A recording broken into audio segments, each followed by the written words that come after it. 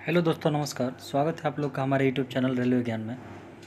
दोस्तों, बहुत ही महत्वपूर्ण टॉपिक है पॉइंट और क्रॉसिंग का।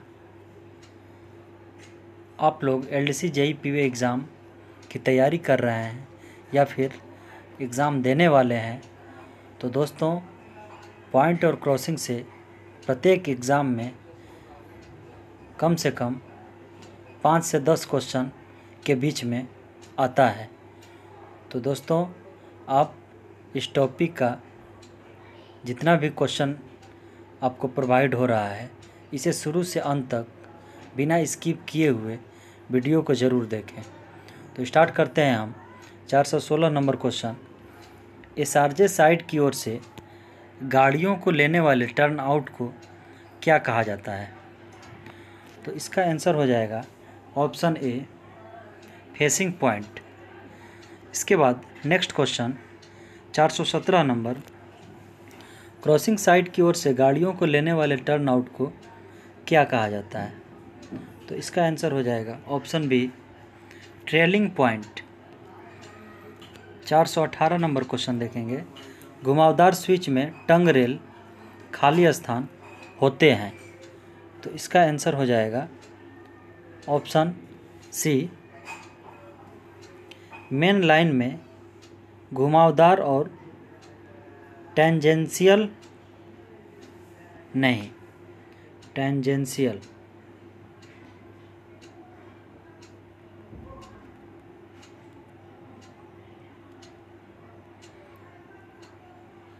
इसके बाद 418 नंबर क्वेश्चन देखेंगे, 419 नंबर क्वेश्चन देखेंगे, सीधे स्विच में स्टॉक रेल और टंग की गेज लाइनों का इंटरसेक्शन पॉइंट खाली स्थान कहा जाता है।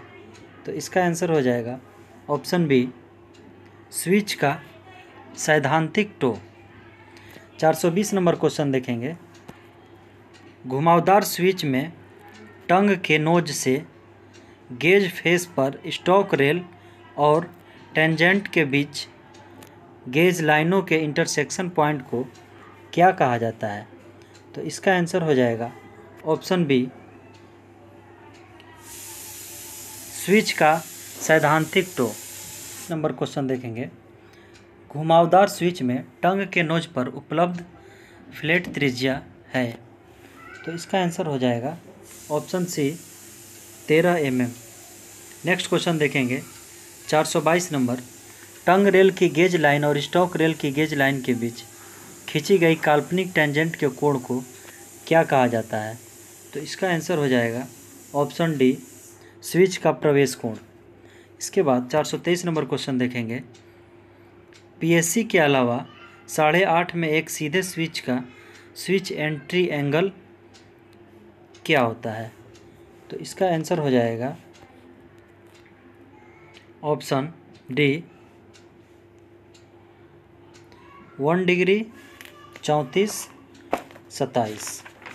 इसके बाद 424 नंबर क्वेश्चन देखेंगे, पीएससी पर 8.5 में 1 घुमावदार स्विच का स्विच एंट्री एंगल। तो इसका आंसर हो जाएगा ऑप्शन ए, 0 डिग्री 46 59। इसके बाद 425 नंबर क्वेश्चन देखेंगे, पीएससी के अलावा 12 में एक सीधे स्विच का स्विच एंट्री एंगल कितना होता है? तो इसका आंसर हो जाएगा ऑप्शन सी, 1 डिग्री 800। इसके बाद 426 नंबर क्वेश्चन देखेंगे, पीएससी के अलावा 12 में एक घुमावदार स्विच का स्विच एंट्री एंगल। तो इसका आंसर हो जाएगा ऑप्शन बी, 0 डिग्री 27 35। इसके बाद 427 नंबर क्वेश्चन देखेंगे, पीएससी पर 12 में एक घुमावदार स्विच का स्विच एंट्री एंगल। तो इसका आंसर हो जाएगा option D, 0 degree 20 0। 428 number question देखेंगे, पीएससी पर 16 में एक घुमावदार स्विच का स्विच एंट्री एंगल। तो इसका आंसर हो जाएगा ऑप्शन सी,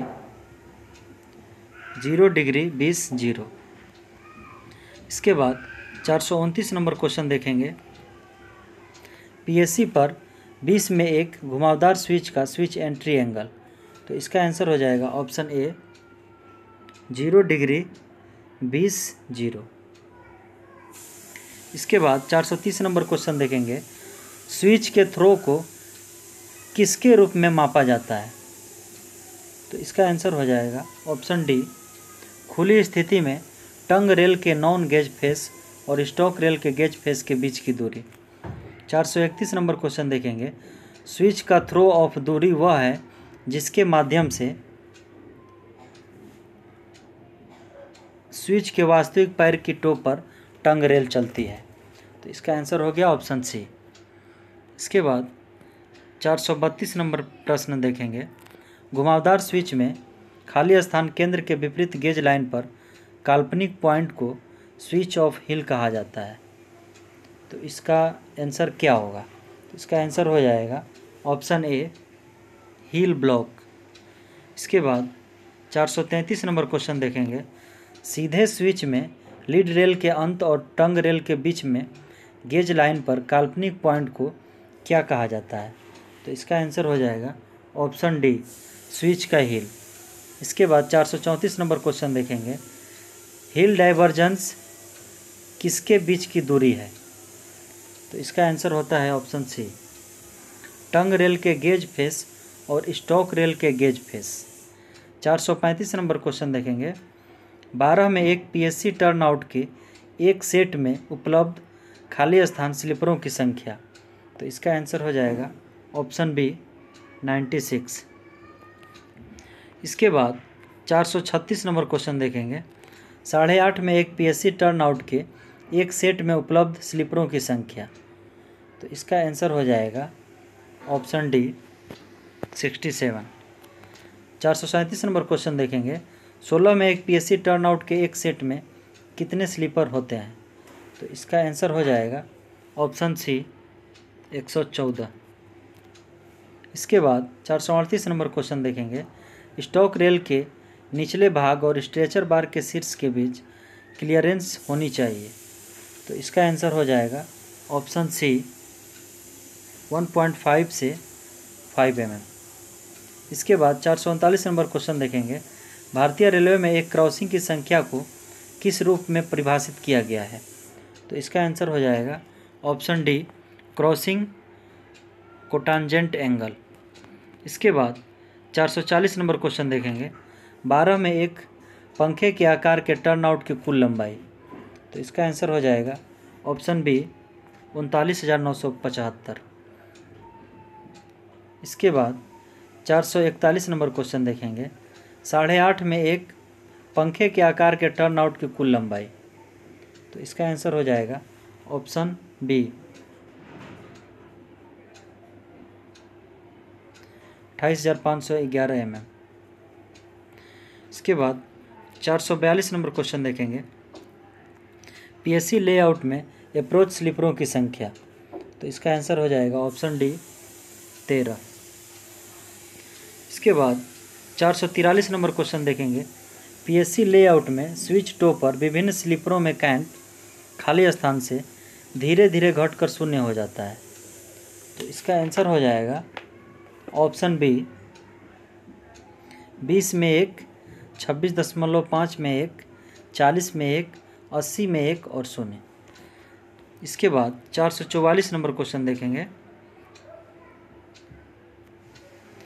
पीएससी लेआउट में स्विच हिल के बाद स्लीपर नंबर 21 से 27 पर 12 में एक टर्न आउट 52 किलोग्राम रेल के साथ खाली स्थान लाइनरों का उपयोग किया जाता है। तो ऑप्शन होगा ए, जीएफएन लाइनर अंदर और बाहर दोनों ओर 3702। इसके बाद 445 नंबर क्वेश्चन देखेंगे, पीएससी लेआउट में स्लीपर में चेक रेल स्थान पर 12 में एक टर्न आउट 52 किलोग्राम रेल के साथ कितने लाइनरों का उपयोग किया जाता है, मतलब कौन से लाइनर का उपयोग किया जाता है? तो इसका आंसर हो जाएगा ऑप्शन सी, जीएफएन लाइनर अंदर और बाहर दोनों ओर 3708। इसके बाद 446 नंबर क्वेश्चन देखेंगे, पीएससी लेआउट में केवल क्रॉसिंग स्लीपर पर 12 में एक टर्न आउट 52 किलोग्राम रेल के साथ किस लाइनर का उपयोग किया जाता है?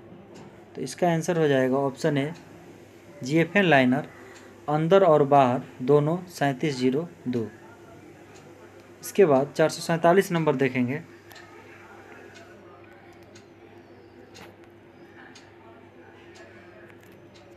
पॉइंट और क्रॉसिंग, पॉइंट को पार करते समय जहां पर कन्वर्जिंग विंग रेल के एक दूसरे के सबसे करीब होती है, इसे क्या कहा जाता है?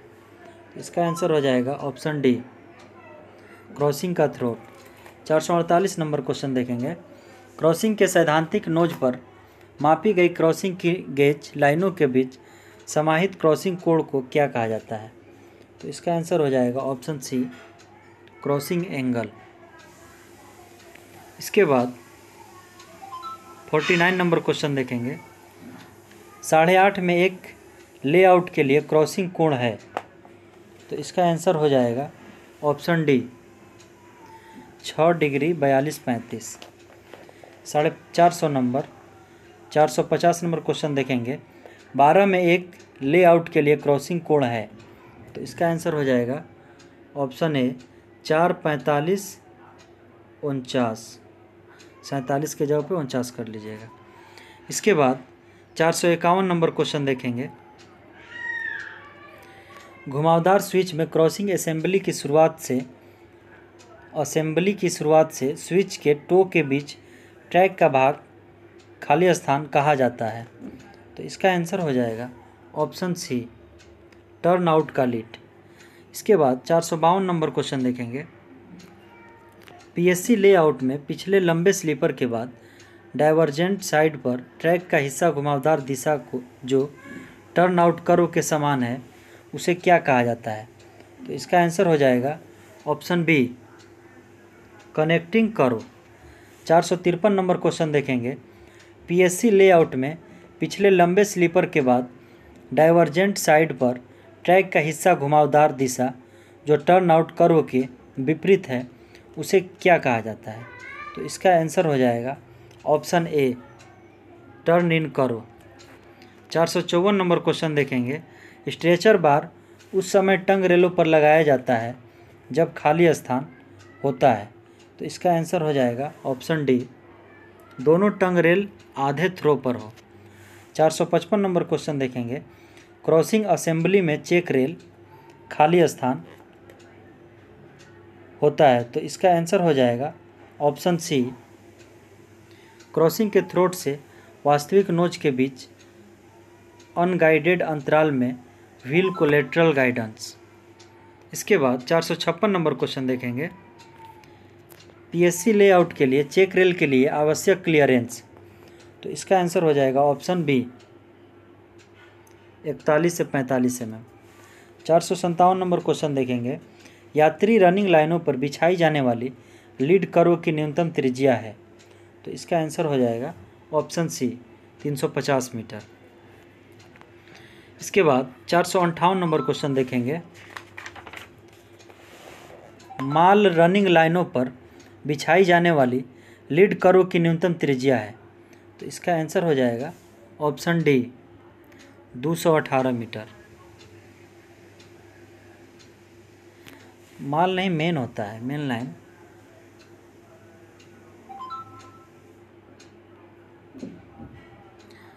लाइन पर बिछाई जाने वाली लीड कर्व की न्यूनतम त्रिज्या। इसके बाद 459 नंबर क्वेश्चन देखेंगे। सीधे मेन लाइन के मामले में बिछाई जाने वाली कर्व में मोड़ की न्यूनतम त्रिज्या, तो इसका आंसर हो जाएगा option D, 350 metre. 460 number question देखेंगे। कर्व से टर्न आउट निकलने के मामले में कर्व में मोड़ की न्यूनतम त्रिज्या, तो इसका आंसर होगा option A, 220 metre. 461 number question देखेंगे। स्टॉक रेल जोड़ और क्रॉसिंग के हील पर जंक्शन फिश प्लेटों की व्यवस्था नहीं की जानी चाहिए, इसका आंसर हो जाएगा ऑप्शन बी। 462 नंबर क्वेश्चन देखेंगे। पॉइंटों की तरह समान रेल सेक्शन के दोनों ओर रेल की लंबाई कम से कम खाली स्थान होनी चाहिए, तो इसका आंसर हो जाएगा ऑप्शन ए, 1। 463 नंबर क्वेश्चन देखेंगे। पॉइंट और क्रॉसिंग के डीप स्क्रीनिंग और दोनों ओर 20 मीटर खाली स्थान किया जाना है। तो दोस्तों, इस क्वेश्चन को आप लोग अच्छा से समझिएगा इसका जो है 10 साल में एक बार या 500 GMT जो भी पहले हो। लेकिन अभी क्या है, डीप स्क्रीनिंग पॉइंट और क्रॉसिंग का 20 mm either side main line में, इसका जो है अगर क्लीन बैलास्ट कुशन बैलास्ट जो है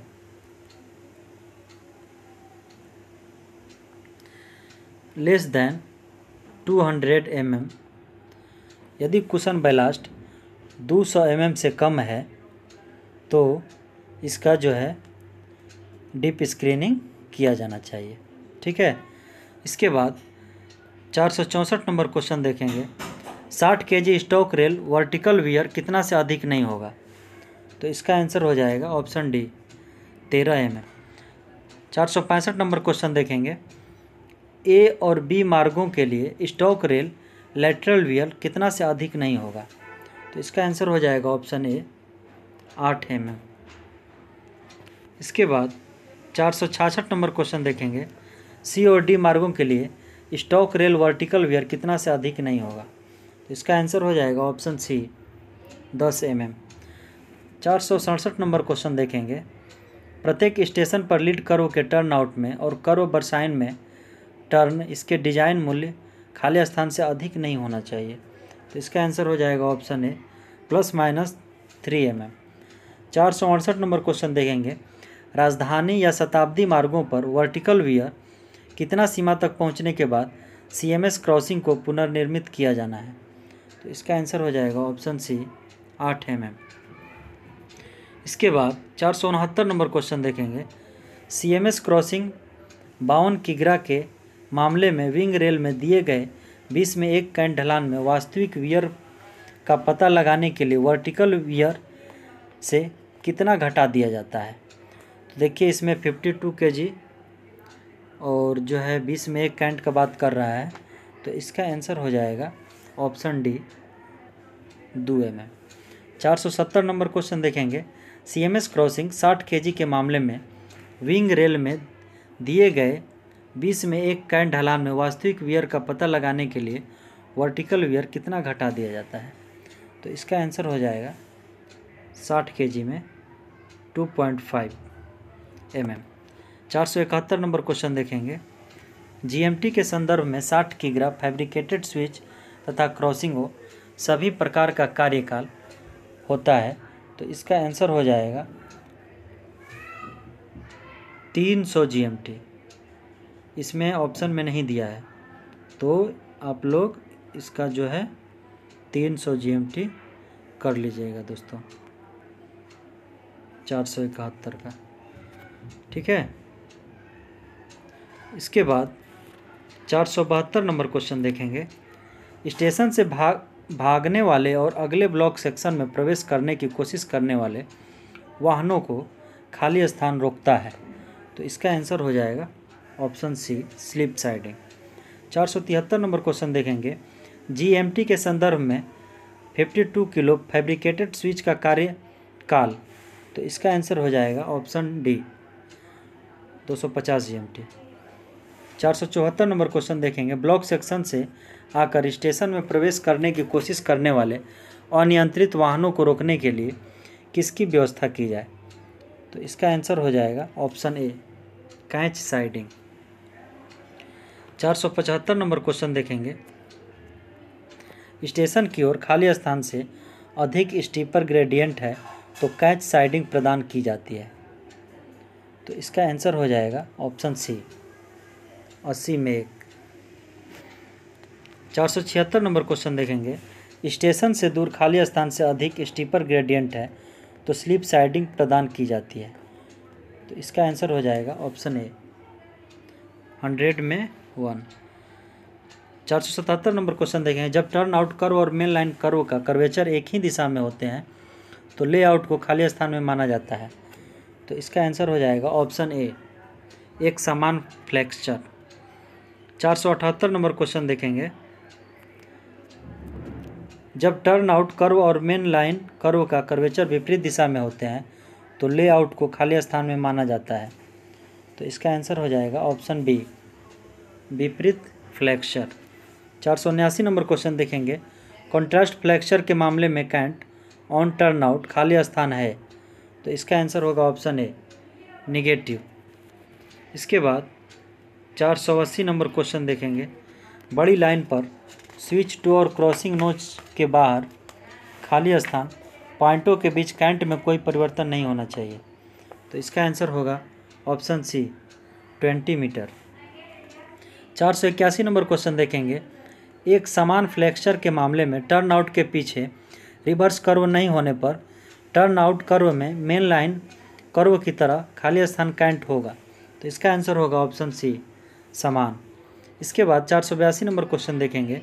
एक समान फ्लेक्चर के मामले में रिवर्स के पीछे टर्न आउट होने पर टर्न आउट पर कैंट के परिवर्तन की अनुमति दी जा सकती है, जो क्रॉसिंग के पीछे शुरू होकर खाली स्थान से कम ढलान पर चलती है और मेन लाइन टर्न आउट पर कैंट को अधिकतम खाली स्थान तक सीमित रखने की शर्त पर है। तो इसका आंसर हो जाएगा option D 2.8 mm oblique metre और 65 mm। इसके बाद 483 नंबर क्वेश्चन देखेंगे। कम गति वाला ट्रैक जो मेन लाइन या ब्रांच लाइन की तरह रनिंग लाइन या थ्रू मार्ग से भिन्न है, खाली स्थान के रूप में जाना जाता है। तो इसका आंसर होगा ऑप्शन ए साइडिंग। 484 नंबर क्वेश्चन देखेंगे। मार्शलिंग साइडिंग की ओर जाने वाला लाइन जिस पर रनिंग गाड़ी की अनुपस्थिति में गाड़ी का वास्तविक शंटिंग किया जा सकता है। तो इसका आंसर हो जाएगा option A shunting neck. 485 number question देखेंगे। साइडिंग वह है जहां होम यार्ड से दूर अगली गाड़ी सेवा के लिए सौंपने से पहले रेकों या इंजनों को रखा जाता है, आमतौर पर बिना किसी अनुरक्षण के। तो इसका आंसर हो जाएगा ऑप्शन बी स्टेबलिंग साइडिंग। इसके बाद 486 नंबर क्वेश्चन देखेंगे। जब लूप लाइन पर खड़ा कोई वाहन भाग जाता है और लुढ़क जाता है, लेकिन वह मेन लाइन का उल्लंघन नहीं करेगा और गाड़ी संचालन सामान्य गति से होगा, ऐसी व्यवस्था को क्या कहा जाता है? तो इसका आंसर हो जाएगा ऑप्शन डी डीरेलिंग स्विच। इसके बाद 487 नंबर क्वेश्चन देखेंगे। सैंड हम्प में रेल स्तर से ऊपर खाली स्थान बालू को बनाया रखा जाएगा। तो इसका आंसर हो जाएगा 487 का option B 65 mm loose. 488 number question देखेंगे। 8.5 में एक फैन शेप्ड लेआउट में स्ट्रेचर बारों की संख्या। तो इसका आंसर हो जाएगा ऑप्शन बी 3।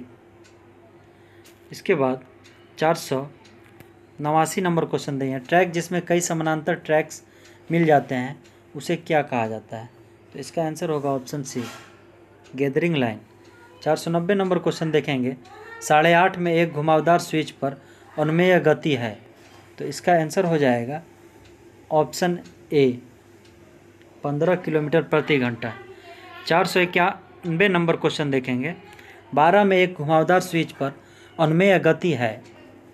तो इसका आंसर हो जाएगा ऑप्शन सी 30 किलोमीटर प्रति घंटा। इसके बाद 492 नंबर क्वेश्चन देखेंगे। पॉइंट और क्रॉसिंग के रिकंडीशनिंग के लिए आरडीएसओ द्वारा केवल खाली स्थान इलेक्ट्रोड को मंजूरी दी गई है। तो इसका आंसर हो जाएगा ऑप्शन डी H3 सीरीज। ठीक है। इसके बाद 493 नंबर क्वेश्चन देंगे। H3C सीरीज इलेक्ट्रोड में खाली स्थान यातायात वहन प्रदान करने की क्षमता होती है। तो इसका आंसर होगा option D 50 GMT। 494 number question देंगे। P&C यानी कि पॉइंट और क्रॉसिंग रिकंडीशनिंग के दौरान पैकिंग खोलने के बाद इलेक्ट्रोड की पैकिंग पूरी तरह से बरकरार होनी चाहिए और सभी इलेक्ट्रोड की खपत खाली स्थान में होनी चाहिए। तो इसका आंसर हो जाएगा ऑप्शन सी 6 घंटे। इसके बाद 495 नंबर क्वेश्चन देखेंगे। CMS क्रॉसिंग वेल्डिंग साइकिल को छोटा रखना हो तो एक समय में कितना से अधिक नहीं होना चाहिए? तो इसका आंसर हो जाएगा option B 2 minute. 496 number question देखेंगे। डिपो में CMS क्रॉसिंग की रिकंडीशनिंग के दौरान इसके आसपास के क्षेत्र के तापमान को संपीड़ित वायु जेट से या पानी डालकर खाली स्थान रखा जाता है। तो इसका आंसर हो जाएगा ऑप्शन ए 150 डिग्री सेल्सियस से कम। 497 नंबर क्वेश्चन देखेंगे। ट्रांसलमॉटिक रोबोटिक वेल्डिंग द्वारा उनके स्थान पर CMS क्रॉसिंग की रिकंडीशनिंग करते समय खाली स्थान DC वेल्डिंग करंट का प्रयोग किया जाता है। तो इसका आंसर हो जाएगा ऑप्शन ए 170 से 190 एम्पियर। 498 नंबर क्वेश्चन देंगे। ट्रांसलमॉटिक रोबोटिक वेल्डिंग द्वारा स्थान पर CMS क्रॉसिंग की रिकंडीशनिंग करते समय कितना व्यास के विशेष कोर फ्लक्स्ड तार इलेक्ट्रोड का उपयोग किया जाता है। तो इसका आंसर हो जाएगा ऑप्शन सी 1.6 mm। इसके बाद 499 नंबर क्वेश्चन देखेंगे। टंग रेल वियर के मामले में खाली स्थानों पर मापा जाना है। हिल की ओर खाली स्थान शुरू करते हुए एक टो तक ऐसा करना है। तो इसका आंसर हो जाएगा ऑप्शन सी 7 और 100 mm। 500 क्वेश्चन देखेंगे। 500 नंबर का। SRJ मशीनीकृत जोड़ और हिल जोड़ में कितना अंतराल होना चाहिए। तो इसका आंसर हो जाएगा ऑप्शन सी 500 का ऑप्शन होगा डी 0। दोस्तों, आप लोगों से मैं यही कहना चाहता हूँ कि आप लोग हमारे चैनल को यदि अभी तक सब्सक्राइब नहीं किए हैं, अगर आप पहली बार हमारे चैनल पे हमारी वीडियो को देख रहे हैं तो प्लीज़ आप चैनल को सब्सक्राइब कर लीजिए, बेल आइकन का नोटिफिकेशन क्लिक कर लीजिए, ताकि हम जैसे ही नेक्स्ट पार्ट अपलोड करें तो आप लोगों तक आसानी से पहुंच सके। तो दोस्तों, पॉइंट और क्रॉसिंग का ये हमने फर्स्ट पार्ट है और इसके बाद और कुछ क्वेश्चन बचा हुआ है, इसको सेकेंड पार्ट में आप लोगों तक प्रोवाइड करूँगा। धन्यवाद।